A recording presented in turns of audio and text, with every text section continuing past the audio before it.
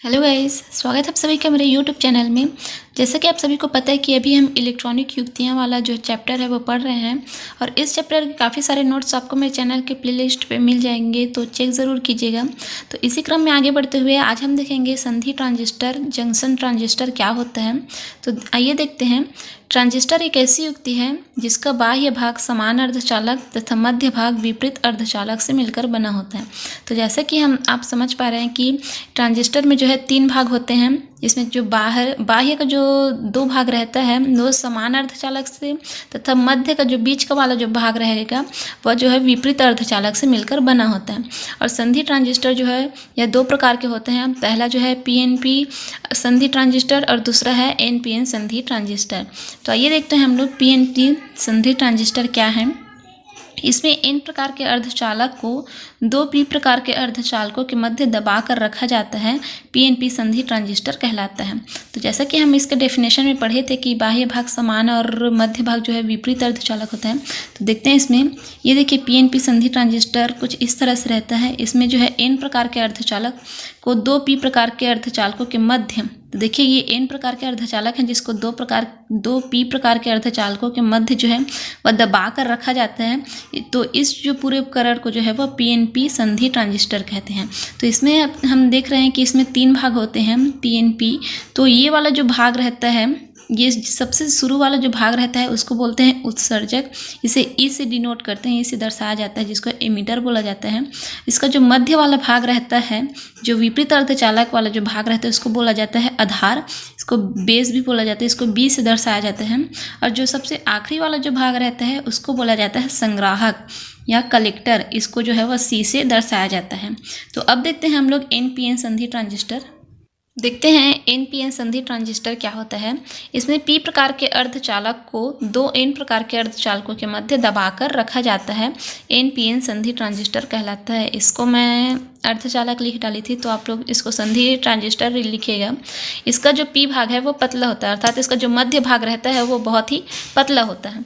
तो एनपीएन संधि ट्रांजिस्टर में क्या था कि इसको 2 पी प्रकार के अर्धचालकों के मध्य एन प्रकार के अर्धचालक को दबाकर रखा जाता था और इसमें जो है वह पी प्रकार के अर्धचालक को दबाकर रखा जाता है। तो इसका चित्र देखिए कुछ इस तरह से बनता है, ये एनपीएन संधि ट्रांजिस्टर। तो जैसा कि मैं शुरू में पीएनपी में समझाई थी कि ये शुरू वाला जो भाग है उसको एमीटर संग बोला जाता है, उत्सर्जक। मध्य वाला जो भाग है उसको आधार बोला जाता है, बेस। और जो लास्ट वाला जो भाग रहता है उसको बोला जाता है संग्राहक या कलेक्टर। इसको सी से दर्शाया जाता है। तो ये उम्मीद करते हैं गाइस ये आप लोग को समझ आया होगा पीएनपी संधि ट्रांजिस्टर और एनपीएन संधि ट्रांजिस्टर। तो अब देखते हैं हम लोग धारा का प्रवाह कि पीएनपी संधि ट्रांजिस्टर और एनपीएन संधि ट्रांजिस्टर में धारा का प्रवाह किस तरह से होता है। देखते हैं, इलेक्ट्रॉन प्रवाह की विपरीत दिशा में धारा का प्रवाह होता है। अब हमको पता है कि इलेक्ट्रॉन प्रवाह किस तरह से किस दिशा में होता है, माइनस से जो है वह प्लस की ओर होता है इलेक्ट्रॉन का प्रवाह। लेकिन जो इसमें जो पीएनपी संधि ट्रांजिस्टर और एनपीएन संधि ट्रांजिस्टर में जो है वह इलेक्ट्रॉन के प्रवाह के विपरीत दिशा में।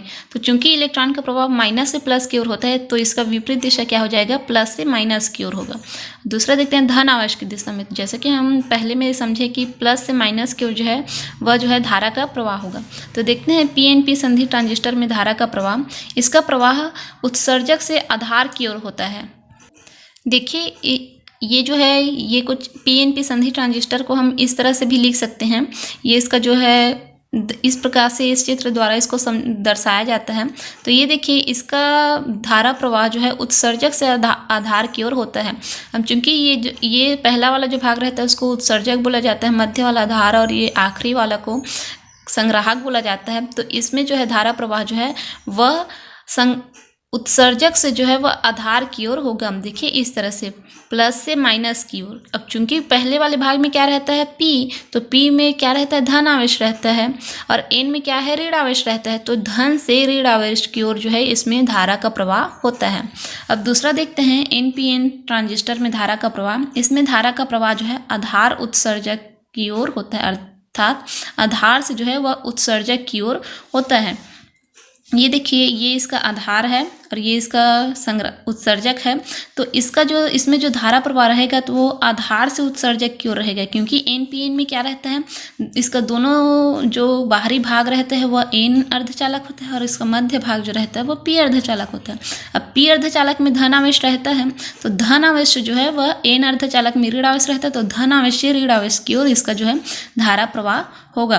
तो ये आप लोग को समझ आएगा इसका संधि ट्रांजिस्टर में धारा का प्रवाह किस प्रकार से होता है और इस संधि ट्रांजिस्टर क्या होता है।